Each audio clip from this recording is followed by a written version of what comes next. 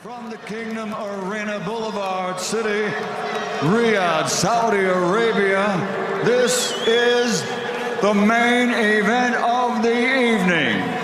Power versus power. The Predator versus AJ. 10 rounds of boxing in the heavyweight division. And it's all brought to you by Frank Warren for Queensberry Promotions and Eddie Hearn for Matchroom Boxing in conjunction with Riyadh Season, National Events Center, the General Entertainment Authority, Gold Star Promotions, Gimmick, and Sella.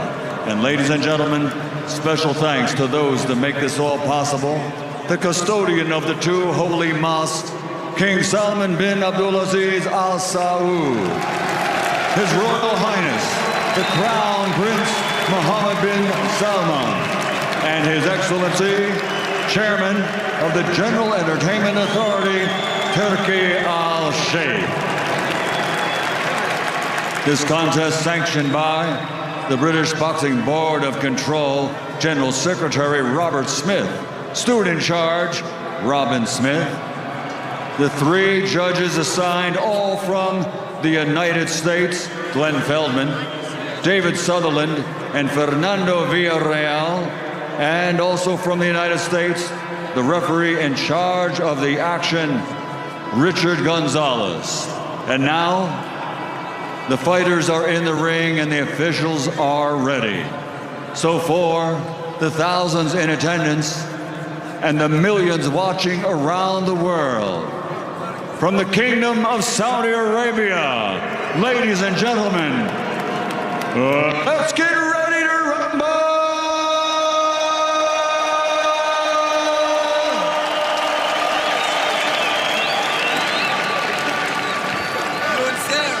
Introducing first, fighting out of the blue corner, wearing pink and gold and officially weighing in at 272.6 pounds.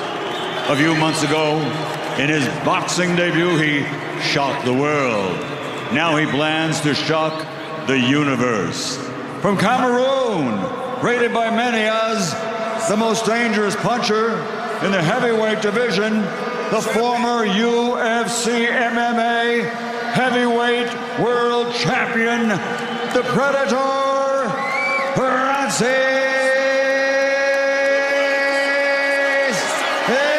Ngannou.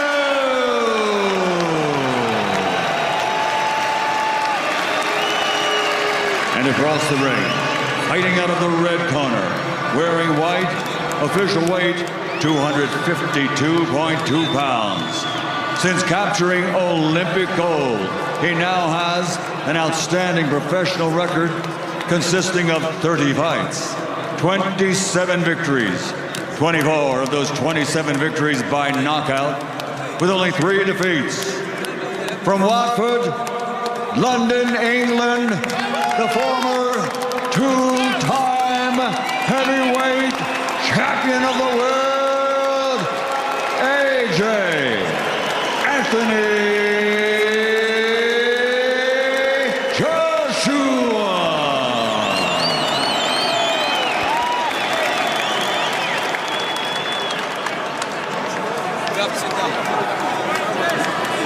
Gentlemen, you received instructions in the dressing room. I expect a good, clean fight. Protect yourselves at all times. Obey my commands at all times. Touch them up. The next chess move in this new era of heavyweight dominance in the desert. Saudi once again plays host to an extraordinary and potentially electrifying main course of knockout chaos. 2 wonderfully sculpted athletes, modern-day Adonises, side by side at last night's weigh-in. As 2 worlds again collide, Anthony Joshua with his home boxing skills getting right off with a nice jab. Francis Ngannou with huge concussive power and massive physical strength.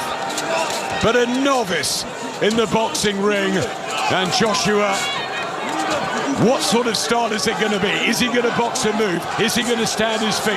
What will Ngannou do? How different, Bunce, will he be this time? I think we'll see every single one of those things from Joshua. We'll see some movement at some point. He's going to have to come down and get close. And I think we might see Ngannou have to force it a little bit. And that could lead, Adam, to mistakes. That could lead to gaps.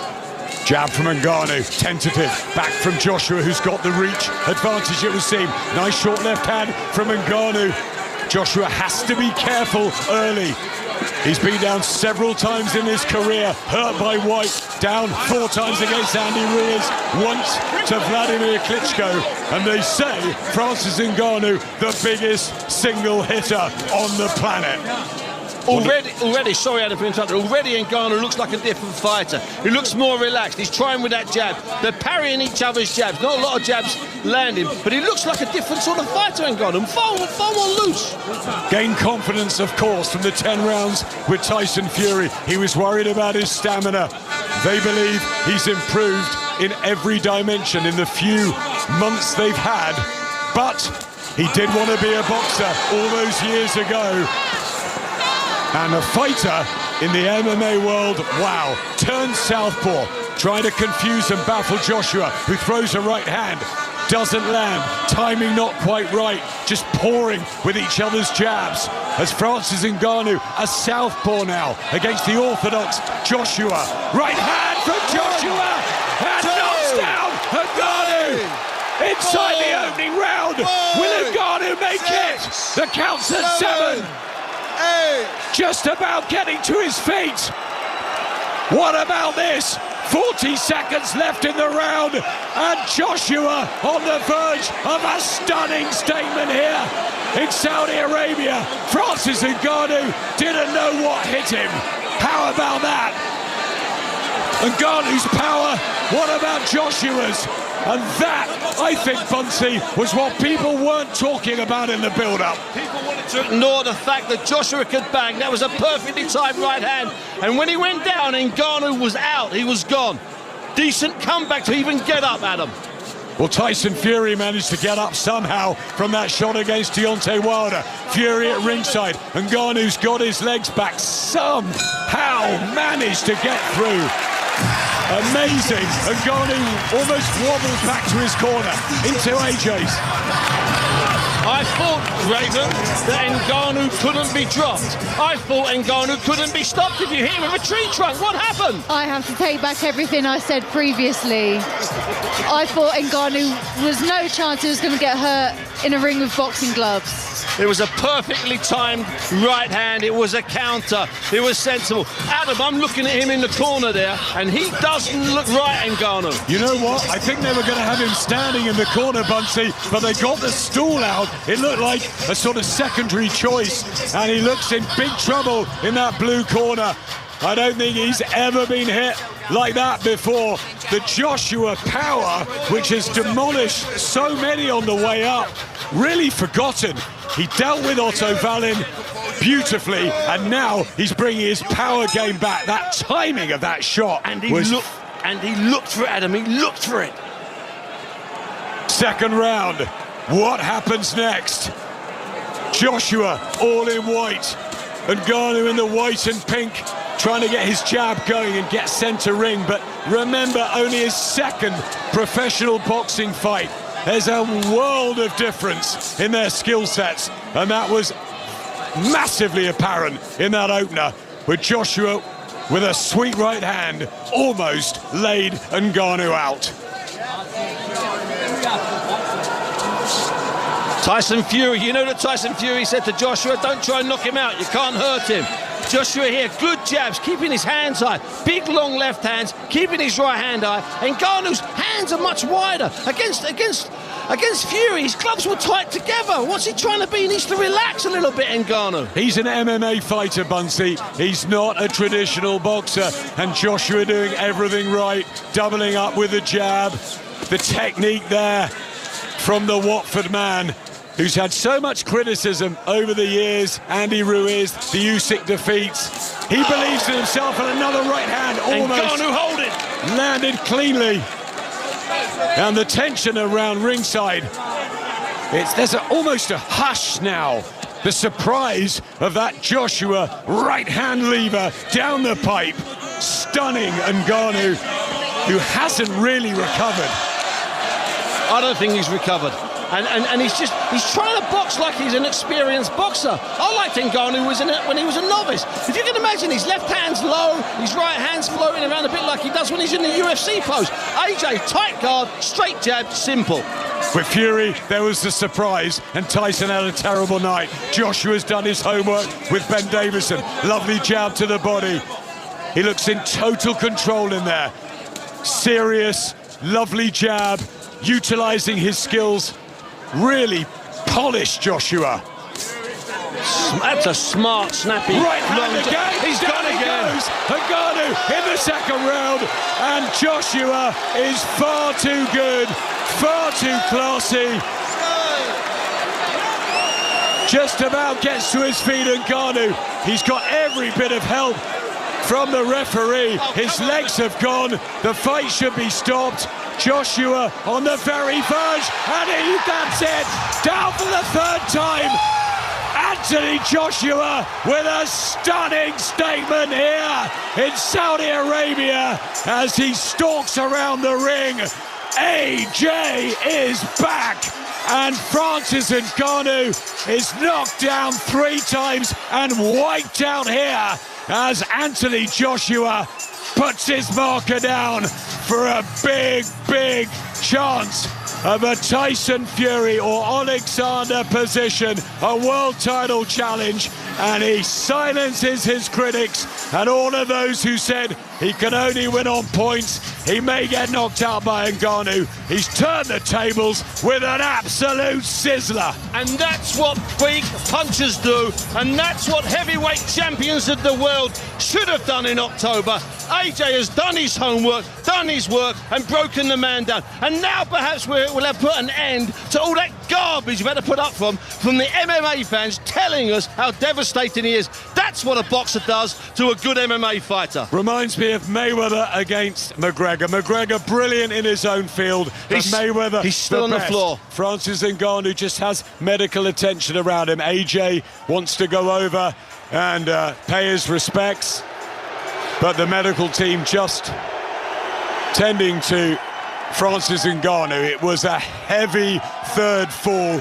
I believe, Bunce, the fight should have been stopped after the second knockdown. You said it, and I said it at the same time. That should have been stopped after the second knockdown, Adam. 100%. He didn't need to take that third, and it was an absolute corker of a shot from Joshua.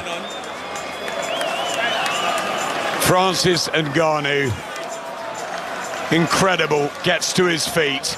What a performance against Tyson Fury and in the MMA world. But tonight he came up against someone who was serious on what he's doing. He's a fighter, he's a boxer, and this is his turf, his ring, just like Mayweather and McGregor. It's boxing. And the only difference between that is Mayweather, we know, didn't train. He broke him down.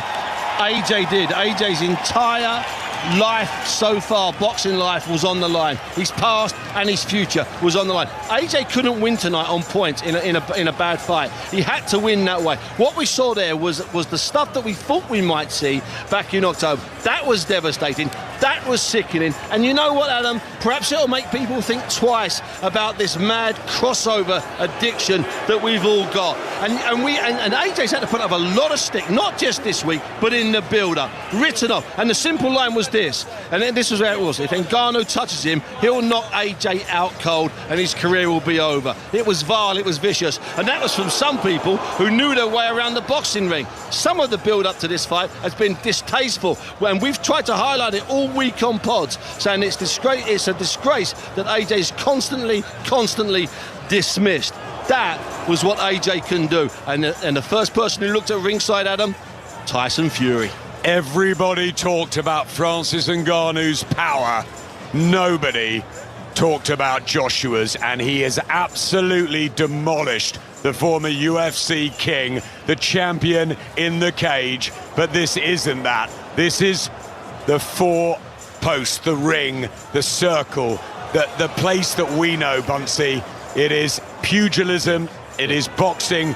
And Anthony Joshua wants to be a 3-time world champion. And with performances like that, he's on his way. And you know what, Adam, the way it works, okay, that last shot was like a free shot. It was anything that he wanted to do. Raven, I want to ask you for what you thought about the last 30 or 40 seconds of that. So just Raven first, just quickly, Raven.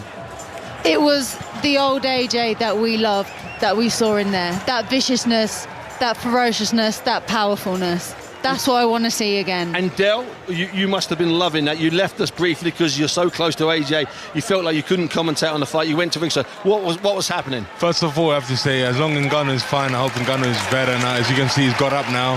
He's talking to AJ. Listen, AJ was composed. He came with vicious power. That the first knockdown was unbelievable. And Don't leave. I mean, that's the end of Ngannou, to be honest with you. Yeah, but funny enough, as you say, that's the end of Ngannou. AJ's up in the ring telling Ngannou, don't leave boxing. Don't listen to that. Ngannou said, I'm leaving. I just watching it. They go in front of Turki Al-Sheikh, and AJ saying to him, don't leave. That was what we, in all fairness, though, I know that was what you expected, but it was even more chilling than I expected. No, listen, I said he was going to knock him out because the way he was training and he was practicing on parrying the jab and just sending the right hand through the middle, you know, straight right on the pipeline, because Ngannou do not move out of the way. Do you understand? He goes in straight lines. Yes. And that's what's so amazing that Tyson Fury couldn't solve. He's not a puzzle. He's an open book. You know, that's the problem. You know, when Tyson boxed him, he thought it was going to be a walk in the park. You know, AJ took this serious, because remember before I left, I said he had so much pressure on him. The pressure was unbelievable. Right now, he is so happy. Even boxing in the world, Ladies and gentlemen, I'm happy myself as a boxer. Ladies and gentlemen, following the second knockdown in round number 2, at the time of 2:38, referee Ricky Gonzalez waves off the count and instantly calls a halt to the bout. The winner by knockout victory, establishing himself as once again the dominant power puncher in the heavyweight division, the fighting pride of Watford, London, England, former 2-time world champion AJ Anthony Joshua. AJ took, from the very first second in that fight, AJ fought like he knew inevitably that he would land a clean right. I mean, that was what he was looking for. The first right hand he threw was the first knockdown. First knockdown was unbelievable, because I was sitting right there on the corner on ringside. You know, Ben Davies was telling him, keep faking, keep faking, keep faking. And then you saw him lining up and then put it through the pipe. With the former UFC MMA champion. It's AJ just putting his thumb up to Del Boy over here. That's interesting, because that's the stuff that we knew. And this is what's so infuriating about Fury's the fight last year, is that we knew that Ngannou wouldn't be able to deal with feints. He wouldn't be able to deal with stuff like that. And yet Anthony, Fury didn't do any of it. This is Adi Oladipo of the Zone in the ring with AJ. Let's have a little listen into Adi. That was incredible. That was an absolutely incredible performance. And that is the biggest right hand I think I've ever seen live in a boxing ring. It is what it is. There was a lot of talk when this fight was matched that me and you spoke, and you know, you openly said to me, like, Francis isn't on your level. You said that it was a gimmick fight, and that I asked you, and I said, does that mean sort of against you he can't compete? No. What I was saying is, on the route to the championship, we should always stay focused. And this was me stepping aside from that mission. I thought it was something for the broadcasters and sponsors to kind of get behind, because it's just about entertainment. But when I saw the fight with him and Tyson Fury, I was like, damn, this guy can fight. So I said, I need a piece of that. And as I said, he's an inspiration. So we wanted to welcome him. We broke bread together. And he's a great champion. And this doesn't take away anything of his capabilities, because in boxing is one or the other, right? He can come again. Do you think Francis can come again? That's what I'm talking about. Yeah, he can come again. I told him he shouldn't leave boxing. He can do well. Remember, he's two fights in, and he's fought the best. He can go a long way if he stays dedicated, but it's up to him. 4 fights in 11 months, 4 gradually increasingly better performances. This is the best performance out of the lot, regardless of whether or not he is a 2-fight boxing novice. He is a former UFC heavyweight champion. What do you put down to the increased and better performances in the last 11 months? The Ben Davison Performance Center.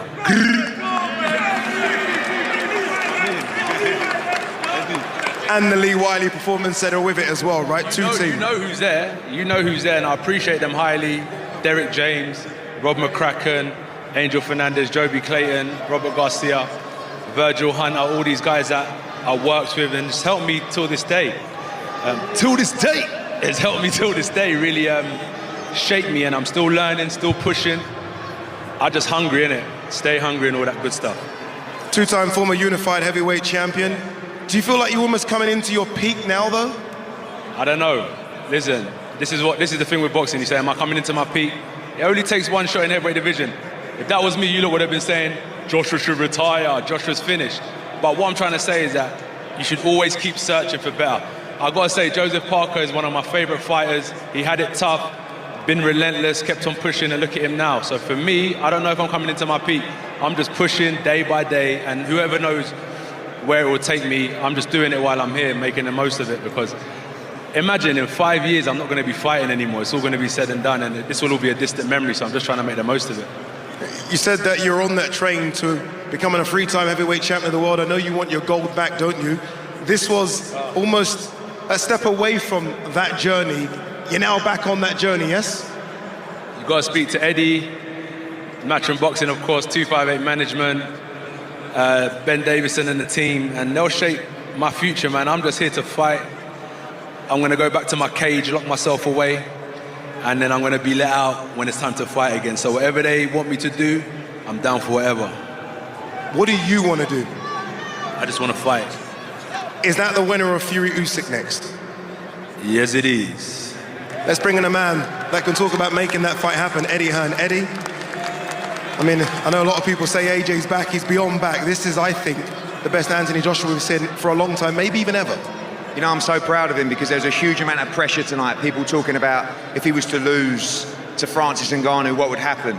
He rolled the dice because His Excellency said, if we win this fight, we will fight the winner of Fury against Usyk. Okay? There was a show here in October. It was called The Battle of the Baddest, to decide the baddest man of the planet. They shouldn't have done that in October. They should have done it tonight, because you're looking at the baddest man on the planet right there. You're looking at the #1 heavyweight in the world. Unquestionably, on this form, there is no man in the world that can beat him in the heavyweight division. I told you he's going to come back. He's going to become the undisputed heavyweight world champion. There's a brilliant fighter down there called Tyson Fury. Please beat Alexander Usyk on May the 18th, because I promise you this, you will get the biggest fight in the history of the sport when Anthony Joshua takes the undisputed world championship. Ben, Lee, the team, but most of all Anthony Joshua, has always stayed in the gym, always worked, never taken a shortcut in his entire life. As a fighter, he's an inspiration to young people, and I promise you, he ain't getting beat. He is the best heavyweight in the world. That was one of the most destructive knockouts I've ever seen. People talk about how Tyson Fury did against Ngannou. Forget about that. What I said would happen, happened. He went in there, he destroyed Francis Ngannou. This man is a savage, a beast, the best heavyweight in the world, and I cannot wait for him to beat Tyson Fury. Final word from the big man, Anthony Joshua, who's alongside his manager, Freddie Cunningham. Is it going to be free time? I don't know. You lot put too much pressure on me anyway. I'm just chilling. I'm not even getting involved in all that anymore. You lot put too much pressure on me. Anyway, let's talk. The people of Cameroon, I appreciate you guys. Where's my Cameroonian people? Let's make some noise for the Cameroonian people. Africa united, respect. Thank you so much. I appreciate you. Where's my people from London? Where's the man from Watford? You know what's going on. And most importantly, where's my people from Saudi Arabia? Yeah. And thank you to His Excellency, Turki Al-Sheikh, for hosting me. MBS, thank you so much. I appreciate you guys. Everyone in Saudi and everyone here tonight, I really do appreciate you guys. On to the next, and thank you to Francis Ngannou. And thank you to you as well. Thank you, brother. God bless. Thanks, AJ. Well, if Bless we you guys. thought the performance in the ring was flawless with his gloves, the performance in the ring with the mic was equally flawless. He sent a signal over to you. Derek, what do you know AJ a little bit. What will be going through his mind now? Will he genuinely turn himself off, or will he want to start planning the next fight? What's your gut feeling, Del? He's lying. He's not going to turn himself off. He's going to be going back to London, back in the gym. He's a man who likes to be told what to do. So if he's at home chilling, relaxing, trying to recover, he'll be phoning Ben Davis and phoning everybody, say, is there any chance I can come to the gym and do a little bit? They'll be like, no. They'll say relax. no. They'll say no, but guess what? He is the boss, and they will open the gym for him, and he will go in there and move around with somebody. Or else he will go to Finchley, the amateur boxing club in Finchley. And that's where he does his stuff. Let's go over to Manveer Right. Manveer, who are you with? Bunce, I'm with Anthony Joshua's trainer, Ben Davison. Ben, I mean, what can you say about that? Did that even surprise you? No, to be honest, no. You know, behind the scenes, didn't want to disrespect Francis, but he's not been hit by someone like Anthony Joshua before. AJ was setting that up from the very, very start, and you know, one was as a southpaw, a couple of right hands to the body, sold it and switched it upstairs. Next one was orthodox, jab to the body, sold it and switched it upstairs. So, you know, he's an unbelievable competitor and an unbelievable human being, Francis Ngannou, and nothing but respect. This partnership with you and Anthony, it's really working out, isn't it? Yeah, look, he absolutely loves the sport of boxing. We love the sport of boxing. He's passionate, we're passionate, and you know, it makes for a great relationship. Were you surprised how early Anthony was able to get Francis out of there? No, not really. Just, you know, Francis was returning every single time. AJ actually come back and said, oh, when I jab to the body, he's coming back with his hook. So then halfway through the round, I said to him, if he's going to come back every time, put the right hand behind it. And that's what he done. Is he still improving, in your opinion? He's been around for quite a while now, and he's obviously a two-time heavyweight champion, but is he still improving? I'll let people make that judgment. I know he's your fighter, but is he the best heavyweight in the world? The only way to find out is for him to get the winner of May 18th. So I think that's what he's after, and you know, I'm sure that's what everybody wants to see. Well, I was just going to ask what's next for him. The winner out of Fury and Usyk, that is absolutely enormous when you consider everything involved. Yeah, for sure. Look, I'm sure that that's the only thing that makes sense after May 18th. So we'll see from there. Ben, I appreciate your time. What's interesting there, this is to the two of you, what's interesting there is that Ben talking there, making it sound so simple. That's how he's been talking all week. If you show Ngannou feints, you know, if you show him shots, he'll fall for it, he'll leave gaps, and AJ had the gaps. I get the sense from what Ben was saying there, Derek, that AJ was ready to go after a minute of the first round, but just thought, let's be a bit cautious. Yeah, I heard when I was in the corner when he dropped him the first time, Ben goes, no, calm down, take your time. And Ngannou got up and he was moving a little bit suspicious, but Ben kept saying, take your time. When he came back in the corner, they spoke. The Spokey came out in the second round, and that was it. Adam, when the first knockdown happened, which was clearly not just a flash knockdown, but did you think, that's just a flash knockdown? Because you can't drop Ngannou. That's what we've been told. I thought that the fight was virtually over then. I think he never really recovered from it. He went back to his corner. I thought he was weary. Yes. They got the stool out. Confused. He was confused. I thought AJ was pinpoint accurate, destructive. It actually reminded me of one of Lennox Lewis's performance, like against Andrew Galotta or Shannon Briggs or Razor Ruddock. And of course, Lennox is, in my opinion, in a league of his own as our greatest heavyweight. But you know, Tyson Fury and Anthony Joshua are not far behind, and that performance from AJ, okay, people will say it was against a two-fight novice, it was against the king of MMA, it wasn't a real boxer, but look what he did against Tyson Fury. Joshua went in there and absolutely dismantled him. He was vicious, he was accurate, and I think this move to Ben Davison, who I've always rated as a trainer, and he has that inside knowledge on Tyson Fury, I think that's a perfect blend at this stage of his career. And I think Eddie might be right. He could end up on the top of the pile. And Raven, the shots that put Ngannou down, especially the last one, as I said, it was like a free shot, but they were absolute precision shots. They were shots that you learn not just in the gym, but you learn through a life in boxing. Yeah, 100%. And like Adam touched on there, Ben Davison, a phenomenally technical coach. And he's brought out a side in AJ that I really think we have not seen in a long time.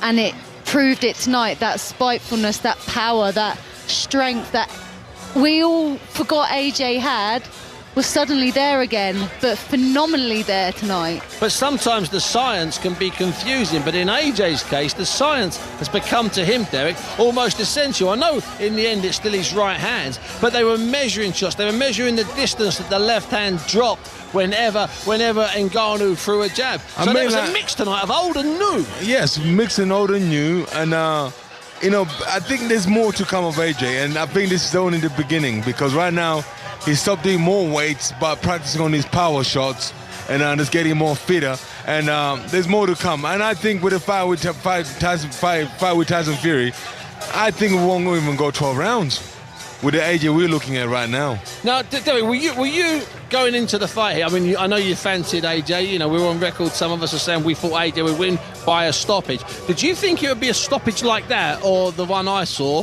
which was a later stoppage with a tiring and bashed up Ngannou? What was your gut feeling, Derek? I thought AJ was gonna take him to round 6 and round 8, but you know what? He saw the opening. He laid him out. And the key here, Adam, is that the class, the reason I alluded to how special he was with the microphone, is the cheap shot there would have been to turn to Tyson Fury and say, it took you 10 rounds and you were put on your backside. I've just annihilated this guy. He hasn't even touched me. That would have been the cheap shot. And you know what that would have also done? That might have sold the fight. So that was a level of class that was as good, as well-timed as the punches in the ring. I think everything, as Raymond was saying, is back to AJ at his very best, and so powerful and so classy. I think when he was here in Jeddah and lost to Usyk for the second time, he was so disappointed and angry and had that speech. And I think that he's got himself together. I think he's gone back to the drawing board. I think he's learned to gain. I think he's really humble. And I think AJ is an absolute hero to all of us. He's an inspiration. I think it was a crushing, chilling knockout win. And you've got to put it up there as one of the great performances, even though, as I said, Ngannou, 2-fight novice, but because of what he did against Tyson Fury. Bingo. If it was Ngannou's first fight, okay, but second fight after what we'd seen and he'd knocked Fury down, what an answer that was. And you're talking about inspiration. At right this moment, AJ's in the ring and he's just invited into the ring the young Saudi Arabian boxer Zizou, who's up there in the ring. He's got his shoulder, he's got his arm around him. Zizou won about his 5th or 6th fight tonight. AJ's in the ring. AJ spent, after he beat Vladimir Klitschko back in April of 2017, he spent nearly an hour in the ring. One of the men that was up there in the ring was Derek Del Boy Chisora, who's about to leave us. But Derek, what's your takeaway from tonight? Just sum it up. What's the night been like to you, Del? Listen, you know, AJ said something in his promotional video. He said everybody Tyson is box, he's knocked out. Yeah, and everybody was like, well, guess what? It's the truth. You understand? Listen, AJ's back now, firing on all cylinders. You understand? I don't think anybody out there in the boxing world right now could stop him to achieve anything he was trying to achieve right now. Especially him and Ben Davis. Yeah. Derek, that is a perfect full stop. You're dismissed for the evening. Raven's still down the end of the table. What about you, Rave? What's your takeaway from the night? Apart from the fact that we said, come and do one fight with us and you ended up staying for 3. Apart from us near enough kidnapping you, what's your takeaway from the evening? The ring now finally, Raven, the ring now is finally empty. Nearly Eddie Hearn has just stepped through the ropes, and the time here in Saudi Arabia, I'm just going to tell you, is 3:56 in the morning, and Eddie Hearn has left the building. Ray, what's your takeaway? Well, my takeaway was that I pretty much called it wrong the whole night tonight. I thought Nick Ball was stopping Vargas. I thought Zhang was stopping Parker. I thought AJ was going to win, but I didn't think he would do it in such an emphatic style. I thought he was going to a point. I love the honesty, but what wonderful comments all night, Raven. Really, really good to have you alongside us on Radio 5 Live. It's been such an evening, Bunce, hasn't it? And I think that was the perfect sort of icing on the cake, and Joshua back, and now Fury and Usyk to look forward to in May. And of course, if Usyk does win that fight, does that set up possibly a third encounter, or is Usyk always going to have Joshua's number? Because he can't probably sleep at night until maybe that little one's turned around. There'd be no danger getting Usyk back for a third. And AJ's also doing something that he hasn't done for a long time. He's doing a thing that he used to do during his first reign, where having spent 20 minutes in the ring after a fight, he then wanders around at ringside, and people, the security here is good in the build-up. On fight night, it's okay, but by the end of the fight, it's chaotic. So what he's doing over there now, AJ, is he's wandering along, he's shaking hands. So what I call his kissing baby spiel. He's doing that. He's been doing that. Raven, it's been a pleasure and a delight having you here all night. And Adam, great to have you back. Great to hear your voice. What's your takeaway? 30 or seconds or so. What's your takeaway from the night? Well, I think it's just a fantastic heavyweight mix at the moment. It's just excitement. Francis Ngannou, unfortunately exposed in the boxing ring. Take nothing away from the amazing achievements he's had throughout his life. But I think this night belongs to, not the redemption this time, but the resurrection of Anthony Joshua. He got his redemption against Andy Ruiz, winning that rematch. But this more the resurrection. He's back with Ben Davison, with that team. He's happy, he's solid, he's strong, he's powerful, he's listening to instructions, and boy, did he deliver tonight. So we came to Saudi Arabia knowing that AJ was up against it, knowing the pressure he was under, knowing what he had to do to come through. He promised us he would do something spectacular. Ben Davison promised he would do something spectacular, and he did. It was 2 minutes 38 of the second round. Ngannou laid out, stretched flat. Anthony Joshua is the most devastating heavyweight in the world. It's that simple. Let Alexander Usyk and Tyson Fury fight, and then it's AJ time. I've been Steve Bunce, this has been the team, this has been Saudi, this has been boxing, and now let's go over to Lisa McCormack.